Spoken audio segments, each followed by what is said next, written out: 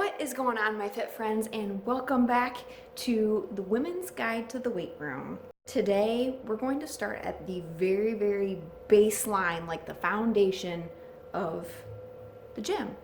First off, you have to know what's available before you can use it, and so that's what today is going to be all about. So we're going to learn about free weights. So if you need to write this down, grab a pen. I know when I first started, I actually took pages upon pages of notes, and then I took them home and then typed them up. That way that it was all legible and easy to read and easy to understand. I even went as far as dragging my cousin to the gym with me after I had them typed up. If my cousin's watching this, she'll remember when I drug her to Snap Fitness and made her sit down and read it to me as I went through the motions. Thank you to my cousin. All right, guys, let's go ahead and head on in, and I will show you basically the foundation of free weights. Ready, pull!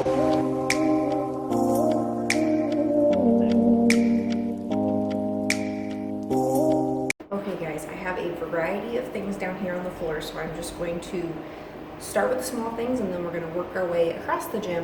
First one we have here, you can see that. This is a tricep bar, and so it's going to be used, put your hands in the center here, and you can just bring it straight up. The weights go on either side. You can do it non-weighted if you need to, or you can put the weights on and then put a clip on the end, but this is what this funny looking gadget is. The next one that we have here is just a straight bar. So it already has preloaded weights, which are on here on the end, and then these are already just screwed in. This is 35 pounds. Some of the things that you can find in other gyms is just the plain straight bar with no weights, and then you can load your own on. But the bar itself kind of ranges in weights. I've seen 25 pounds, I've seen 15 pounds, so it just varies depending on where you're at as far as gyms go. But these are just preloaded, so you can use it for curls. You can either put it on your neck and you can do squats, or you could even do some pressing with it. So you treat that like a regular barbell. The next one that we have here is an easy bar, and you can tell it's an easy bar by the wave in the handle. You can do this a couple different ways. You can just hold it where it kind of goes up. You can put your grip right in there, and you can use it as a curl. You can turn it around, and you could do a reverse curl. Reverse curl means that your palms are facing down and then tops of your hands are facing up. You can either do a wide grip, so you do this, you do a close grip, like so, or you could just do a neutral, like that. And then you load the weight on the end. Again, use a clip to keep it tight. Otherwise, you can do non-weighted, and you can just use the weight of the bar. This is some of the smaller stuff in the gym. Now let's head over and look at the bigger stuff.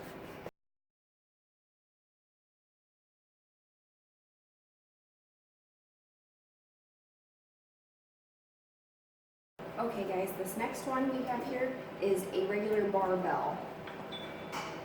This one is quite a bit longer than the straight bar, which you notice it's obviously significantly much taller than I am. An Olympic size barbell usually runs about 45 pounds. I have seen them at 35 pounds as well as 25 pounds. Generally the length is quite a bit different for these, so the taller ones are usually the 45.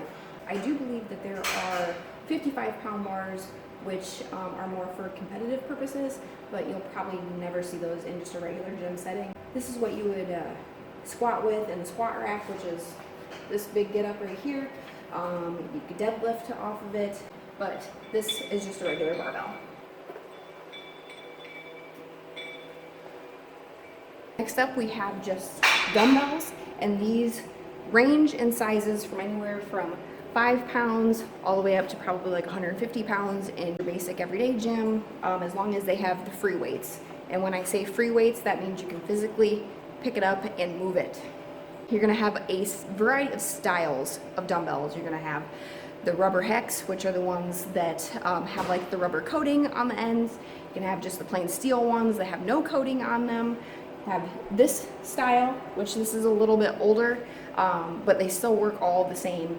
There's really not a whole lot of difference. It used to be all about the rubber hex because if I would drop them, I didn't want to scuff my floor.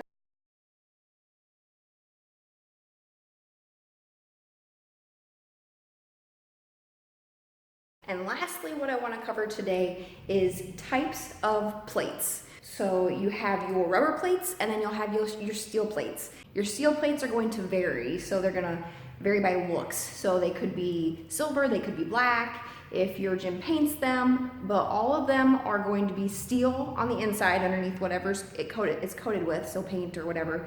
The rubber is going to be 100% through rubbers. CrossFit, for example, uses a lot of the rubber bumpers, plates, because they're dropping them on the floor or where their gym or wherever they're at, so it gives it a little bit of a bounce.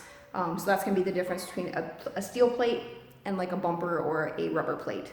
And so I will show you the difference between the two. Okay, so both of these are 10 pounds, as you can see, 10 and 10, but the size difference is pretty substantial, right? You can turn this one on its side. I don't think it'll stay up. It won't stay up. We'll do this. Yeah, probably about the same thickness, but you can tell that there is a substantial size difference between the two. Now, as far as use, I will go into that into another video, so don't worry, I'm not gonna leave you hanging, but I did wanna build the foundation today, that way you can kind of get an idea as to what things are in the gym that are available for use. So I hope this video was helpful. Go ahead and give it a thumbs up and make sure to comment below if you have anything that you are just dying to ask, but maybe you're too embarrassed or maybe you just don't know.